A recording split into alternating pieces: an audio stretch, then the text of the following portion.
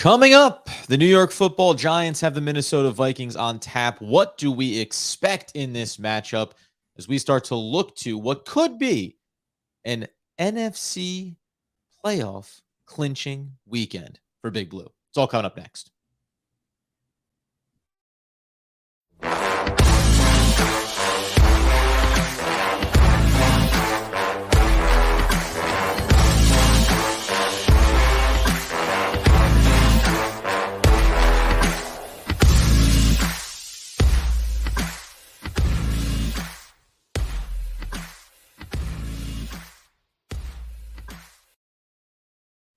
Yes, friends, it's OGP, the one giant podcast where I feel like my head isn't even screwed on straight. This morning, I'm Adam Marbeck breaking down the Brooklyn Nets, the monstrous Brooklyn Nets over on the Locked On Nets podcast with my boy Doug Nori.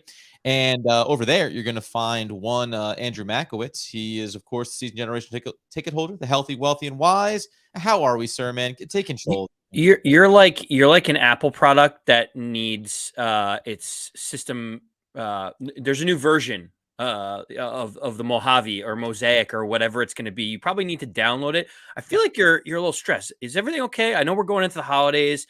Are you behind on your Christmas shopping? Like, what's going on here? You're adorable. Listen, Amazon will get those packages here, assuming that I place those orders. No, man, I tell you what, for the most part, I have a pretty rhythmic schedule to my day-to-day life, and it does not take much to throw me off. And maybe, just maybe, Andy, one of the things that's throwing me off is that the Pro Bowl selections came out, and we got a couple of nice nods for Big Blue. We really like it. We appreciate it. But quite frankly, I'm a little disgusted with a key name that was left off that list. Hit us with the count them two Pro Bowl selections, one on each side of the ball for the Giants. Yeah, so the Giants ended up with two. I would say that it's not really a surprise. Running back Saquon Barkley and defensive tackle Dexter Lawrence. Yes. Officially Pro Bowlers for the Giants. Both very well deserved. I believe Saquon Barkley had the most fan votes from everyone, and both the coaches and the players agreed with that. Dexter Lawrence, not actually that high in the fan voting. I think he finished top 10 in fan voting. But the players and the coaches that see him every single day said that he is an absolute must, needs to be a starter for the NFC in this modified Pro Bowl game scenario. Yeah, whatever the heck it is. I guess, yeah, that's a whole other can of worms about what they actually are doing around the Pro Bowl. But bottom line is, like, it's still, and I think most importantly for Dexter Lawrence, it's an acknowledgement from the league of how well he has been playing this season. So good for them. And like you said, not surprising for Saquon Barkley, even though maybe some of his production has tapered off here in the last handful of weeks. The big one for me, though, man, no Andrew Thomas. I think he gets second team nod or whatever the heck it is. Who gives a crap? We're third or fourth or some nonsense. But like, what are we talking about? He's been the one of the best left tackles in the game the entire season. So I'll give a little context and I'll ask you a question. So they only have 3 tackles that make the starting Pro Bowl in each league, right? Uh-huh. So there's only 3. So when you think of Lane Johnson, who is a generational right tackle, Tristan Wirfs, who has been tremendous at right tackle, and Trent Williams, who has been the best left tackle in the league for what? I don't know, half a decade. Sure. So, listen, we're splitting hairs between how has Andrew Thomas been better than Trent Williams? Has he been better than Lane Johnson? I don't necessarily know the answer to that. What I think is interesting is, which do you think is more egregious? The fact that Andrew Thomas ends up being the third alternate in terms of tackles in the NFC, or the fact that he is the third alternate in the same grouping as John Feliciano, who ended up being a third-team alternate Pro Bowler at the center position. Right. See, that's probably a problem there, right? Like the fact that they have been lined up in the same category on the Pro Bowl roster is absolutely insane. And we've talked about John Feliciano. He's been serviceable at times. He's had some nice plays at times. He's also missed some games. He's also been shuffled around. He's also not a starting center future for the New York Football Giants. So that's certainly alarming as well, I think. Listen, man, I'll go back to the top. I guess you're right. Like, you want to split hairs about it, and there's not a lot of things that you can go by. And you mentioned I'll mention Lane Johnson. He's only taken 6 penalties in the entirety of this season so far, and he hasn't given up any sacks. So if you want to split those hairs, you can say that he has given up 0. Andrew Thomas has given up 3, only taken 2 penalties, nearly the same number of snaps, obviously, as well. So I get it, but you're right. It just I don't know what you could be thinking to have John Feliciano be in the same category as Andrew Thomas. It was fascinating to me. I'm like, that seems more egregious than anything else. The fact that there are also other alternative tackles between Andrew Thomas and those starting ones was the thing that kind of befuddled me. If you have him as the first alternate for any of those guys, it would have made a little bit more sense to me. Yeah. Rounding out the Pro Bowl nominations in terms of alternates, Yeah. we also have kicker Graham Gano, who's a second alternate, and our rookie linebacker Kayvon Thibodeau ended up as a fourth alternate, which to me was actually surprising considering 1, he is a rookie, 2, he has been injured for about half the season, but Yeah. it feels like players and coaches again look at that when he's healthy on the field, that he is one of those absolute game wreckers when he's out there. You saw it against the Commanders last week. Yeah, for sure. I mean, listen, I to your point, like I think it's great that he gets the nod. We would make the case that this past week against the Commanders was the breakout game for him, and obviously the one that we feel like kind of showcased everything that he's capable of. You go back and think about it now, 2, 4, 6, 8. He's only played in 10 games this year. Like, there's something to be said, to have only played in 10 games and still be getting that nod.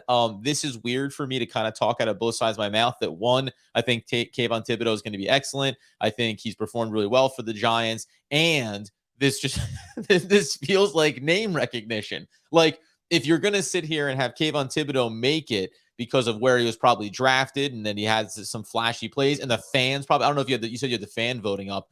I wonder if those, where those numbers come in, because I'm sure Giants fans are pushing for him. This is why the Pro Bowl, like, listen, we evaluate how the team looks, the players that we like. I could tell you that maybe Azeez Ojulari is more deserving of being higher in Pro Bowl rankings, having missed games as well, but we know how valuable he's been to this team when on the field. Yeah, and listen, there were other omissions around the league. Like I think Andrew Thomas is the one gripe that Giant fans feel Yeah. like they have. Feels like it's a little bit splitting hairs. I'm not going to get too upset about it. Half Mhm. of it is a popularity contest. To your point, Adam. For instance, T.J. Watt, the outside linebacker slash edge rusher for Pittsburgh, Yeah. is an amazing player. He's an MVP level player. He's only played in 7 games this year because of injury, and he's had 4 sacks, and he's a starting Pro Bowler, right? Like Right. so like when you talk about meritocracy, like did you earn it on the field? Don't necessarily know if that's the case. The other big omissions, just because we want to round this out around the league as a whole, one is Christian McCaffrey of the San Francisco 49ers did not make it as a starter for the Pro Bowl. Yeah. You look at it and you say Saquon Barkley, Tony Pollard, and Miles Sanders were the 3 that were selected. Christian McCaffrey has more total yards on offense than all 3 of them. So, like, he leads the league at the running back position for total yards on offense. Seems like a glaring omission. Probably switching teams and being irrelevant in Carolina early on hurt him. The other one I will say is Tua Tagovailoa not being selected was also very interesting, Who considering he QBs in let there? what Which QBs went? uh, Joe Burrow, Patrick Mahomes, and Josh Allen. So when you think about those Yeah. 3, you're kind of like, again, it's like the Andrew Thomas debate. It's like, okay, just remember, you got to remove one of them to Yeah. put Tua in, and which one are you going to remove? He led in fan voting, which is 1/3 of the equation, but the other 2/3 basically said, give me Josh Allen, give me Joe Burrow, give me Mahomes. And I don't know, I can't really argue with that too much. No, and that's why it's what's funny about, like, because to me, like, in a lot of ways, you almost feel like on a season to season basis, you want to reward players, and you got to be in the upper echelon of your position, but reward players that are maybe having that year for themselves, right? Like, and I get it. By the end of the career, you want to be able to say 93 Pro Bowls for, Patrick Mahomes, and that is a feather in your cap, I guess. But, like, you want to say, hey, Tua, man, this is a Pro Bowl year for you. You get to go to the Pro Bowl. And again, I don't know. Do you take out Josh Allen? I guess maybe you do, and you start to have some real issues around that. And certainly the way the teams are performing matters too, right? Now I'm surprised you didn't bring up. Were you looking for 5th or 6th alternate for Daniel Jones at the QB position? Well, listen, the QB position in the NFC actually is pretty fascinating when you think about it. The three that made it from the NFC were Jalen Hurts, obviously potential MVP candidate with the way he's played this year, Yeah, Kirk Cousins, and Geno Smith. That was the three in the NFC, which when you look at the top three in the NFC and you look at the top three in the AFC, it stark feels contrast. very tilted in one direction in terms of like the top talent. But again, in the NFC, I like what they did because they didn't just say, because your name is Aaron Rodgers, because your name is Tom Brady, you automatically get to go. Geno Smith is having that merit year where he is playing very, very good football and he Sure. deserves to be there. Maybe a little surprised. I'll throw one out there. Why not Jared Goff? Like he's the kind of guy that I think would be deserving of, especially because the team has managed to win football games, right? Because he's a player that is sitting sixth overall in QBR in the league. We know that he's had a pretty darn successful season, completing 65% of his passes, 23 touchdowns, 7 interceptions. I mean, I could have the debate around him being someone who I think you'd have a feel good kind of vibe about it if he had gone. Feel good vibe if Tua gets in there. But again, it's Pro Bowl voting, so it's not the end all be all. He's the third alternate for the NFC. Again, it's like one of these things. The one thing I like to make sure that everyone remembers: these All Star nominations are not All Pro nominations, which come out Right. at the end of the year. And that's more This is like important. fan voting and other things Yeah, yeah. mixed in. Who they want to see in these skill competitions. Take it with a grain of salt. I'm not really too upset about the Giants. To be honest, Saquon Barkley was electric at the beginning of the year, and Dexter Lawrence deserves it. So for me, I'm relatively happy overall with how the Giants were acknowledged. Yeah, of course. Yeah, and like you say, we'll see how it comes out in the All Pro voting. That's really where the true value of it is. But hey, if you're Giants fans and you want an Andrew Thomas to be up there, vote more, vote heavier. You gotta push his name up the list if you want to get him there. Let's turn our attention to this game in some ways. You had Wink Martindale coming out with some quotes here ahead of this matchup with the Minnesota Vikings. We're going to talk about in a minute.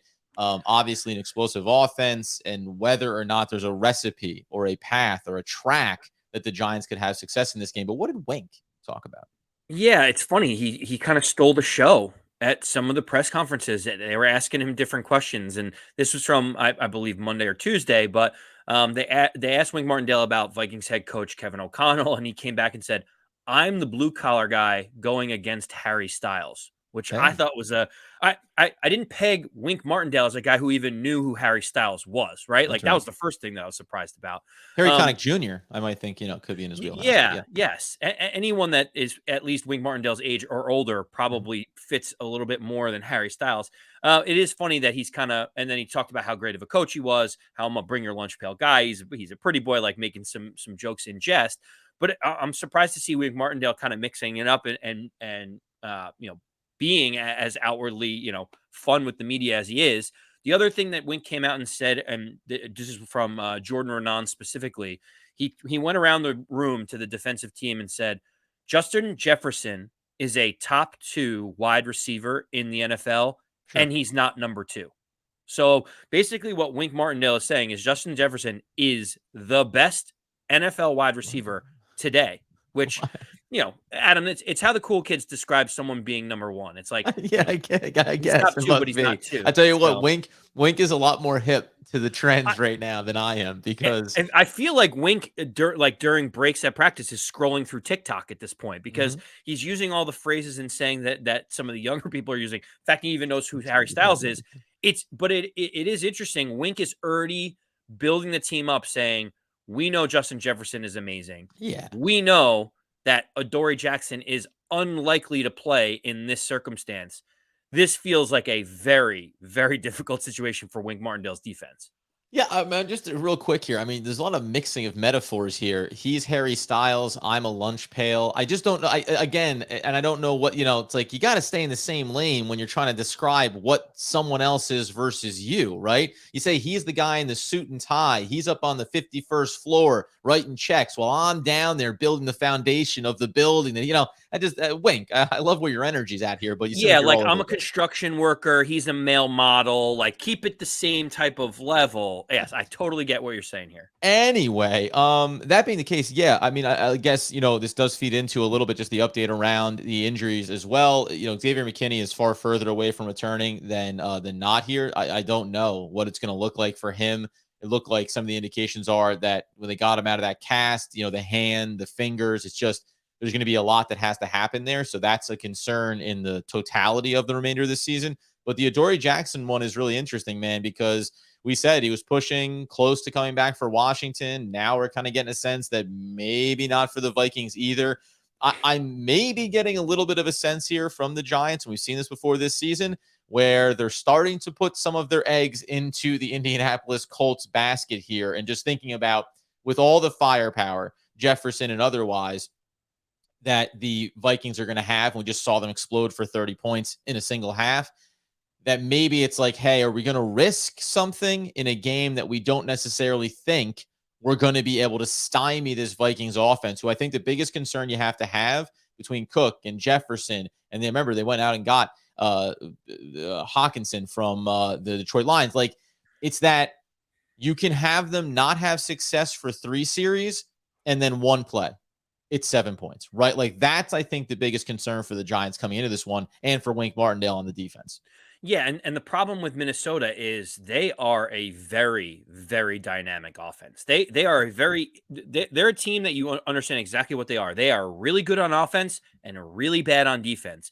And they basically say, all right, let's see who can get the 35. Like, that's going to be the type of game that the Vikings want the Giants to get into. Let's just go back up and down the field and see who ends up scoring more points. Yeah. I don't necessarily know if that fits the Giants mold, considering we haven't scored over 30 points in a few years. And Adam, the issue is that the Vikings are a very, very talented team.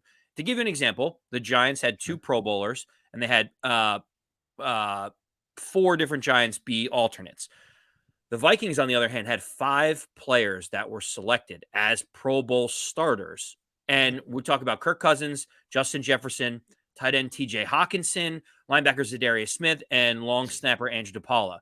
So, like, they had 5 guys that are starting in the Pro Bowl. On top of that, 9 alternates for the Pro Bowl. So you're talking about 14 players on their roster were nominated for potential Pro Bowl opportunities. Compare that to the Giants' 6. You're talking about a disparity of almost 3.5, 4x of what the Giants have.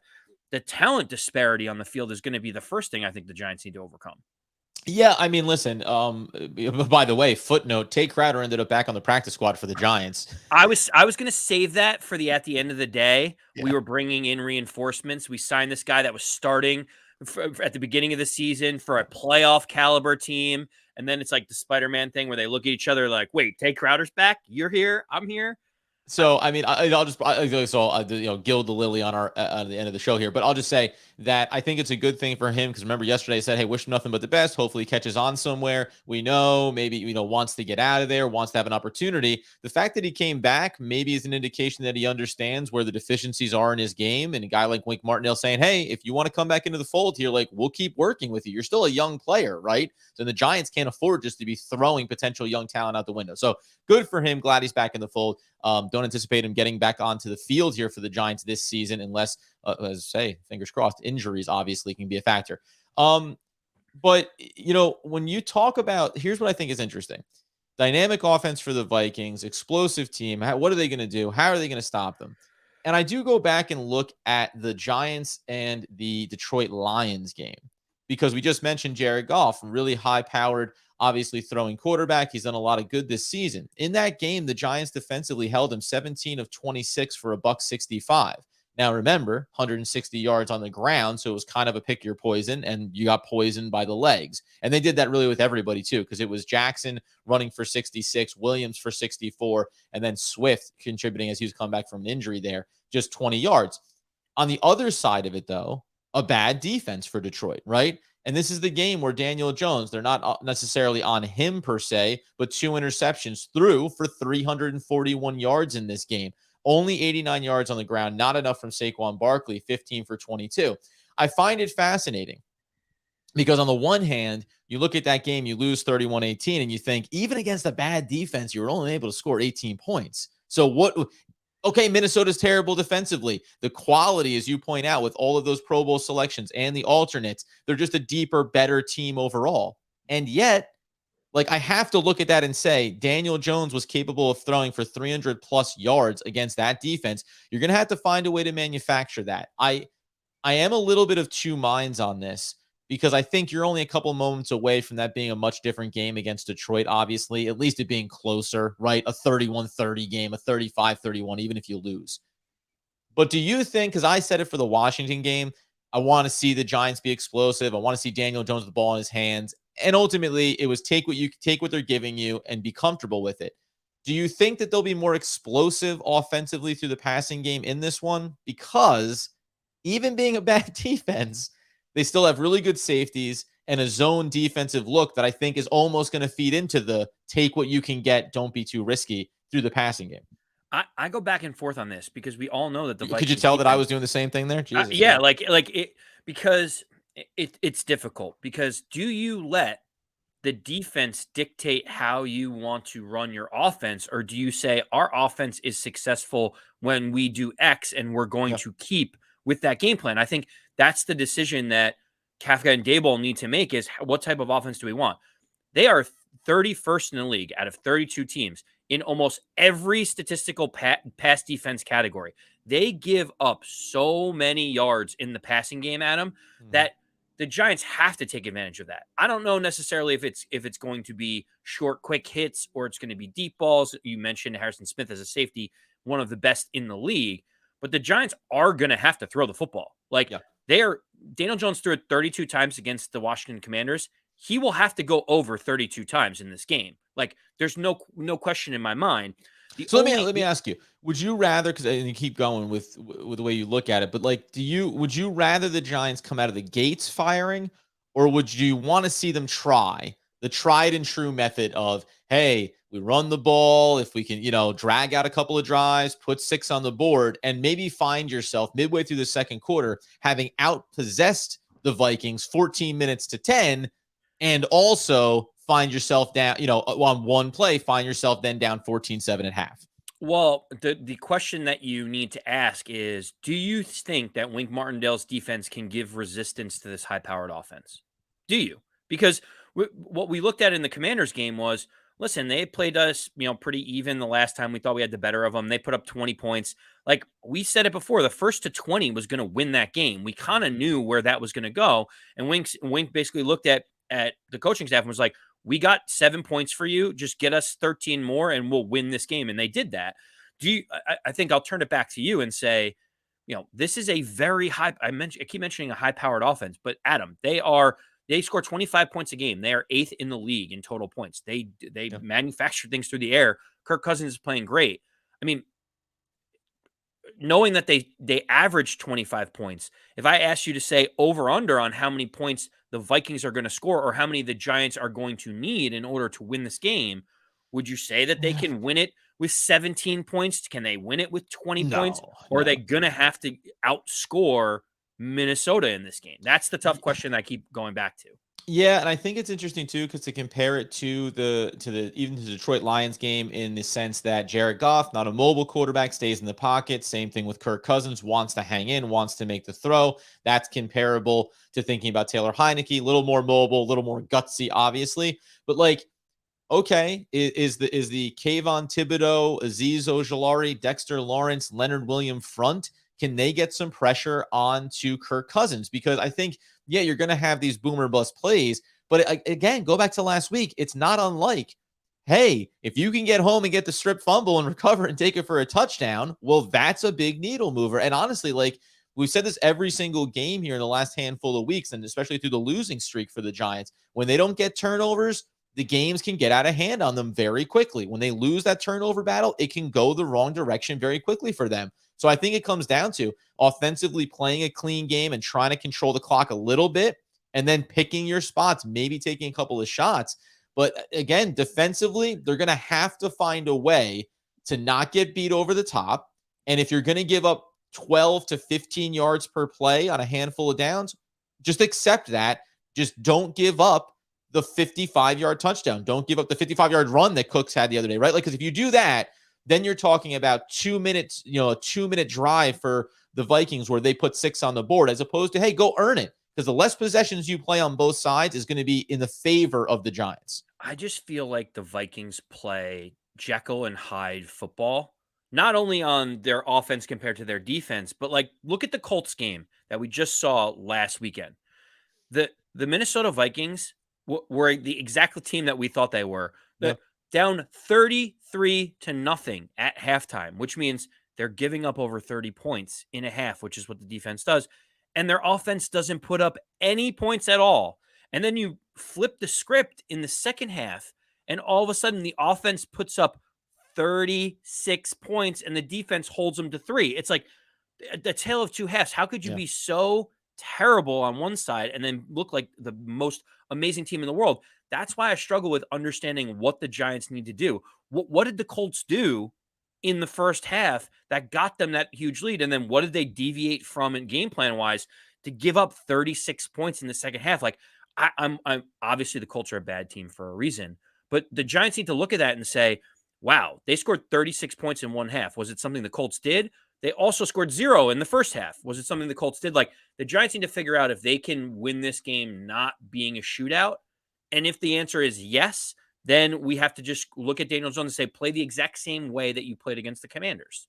Yeah, and I guess again, like you look at it and you say explosive weapons for the Commanders, explosive weapons for the Vikings. I would put the Vikings group over top of the Commanders, obviously. And then you say, well, you held them, right? You stymied them. So again, I think so much about this game is going to be about script, right? Do the Giants get the first possession? Who gets the ball to start the game?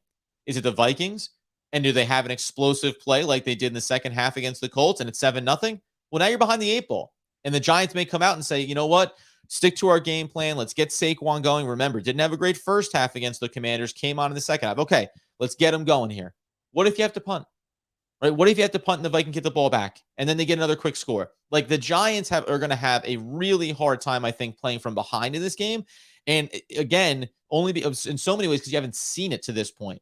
Where what if you need to have 3, 4 possessions in a row where it needs to be all Daniel Jones in the wide receiver room? Now, you can go back and look at that Commanders game and think about the 97-yard drive, right? Now, like, okay, they want to play zone coverage again. Like this is where I thread the needle and say maybe it can be primarily through the air at times for the Giants, but maybe it doesn't need to be the big chunk plays.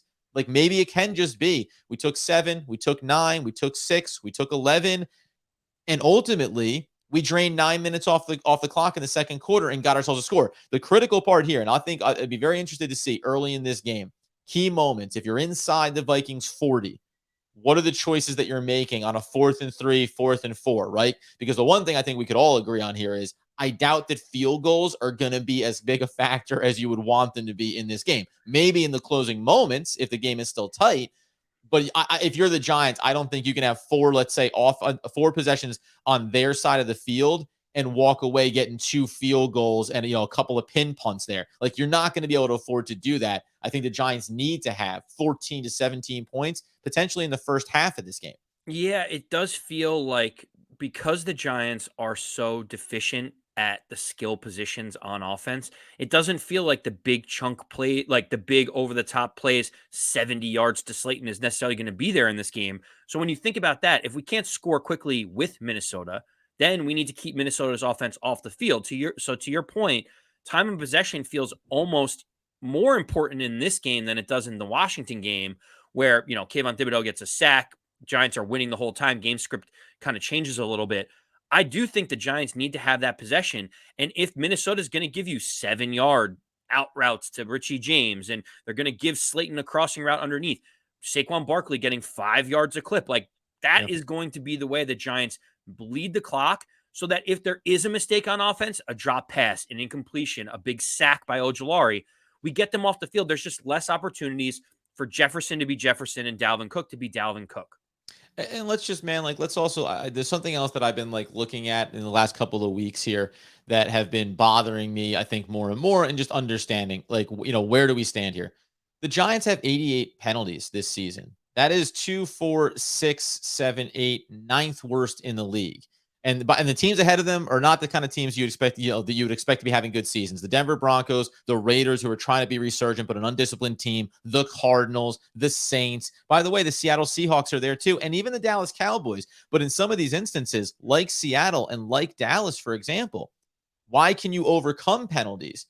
because you have dynamic playmakers across the board on offense, really in both of those systems, right? So some of it, and then you see with injuries that Seattle has suffered here, especially in the running back room, then you see how they kind of come down to earth, right? So even though this team has had a really great season, and when we think about how good the coaching staff has been, there has been undisciplined play at times, right? There's been formational issues that they've had. And then a lot of it I can't even just chalk up, especially defensively. When you start bringing in your second, third, and guys off the street to play in the secondary, they get handsy, they get grabby, and you're going to take a lot of those holding penalties, pass interference calls, things like that. So, I mean, like, that's the other part of this too, man. What's going to happen in the secondary? Man, we wish that Darnay Holmes could have had the season we dreamed on.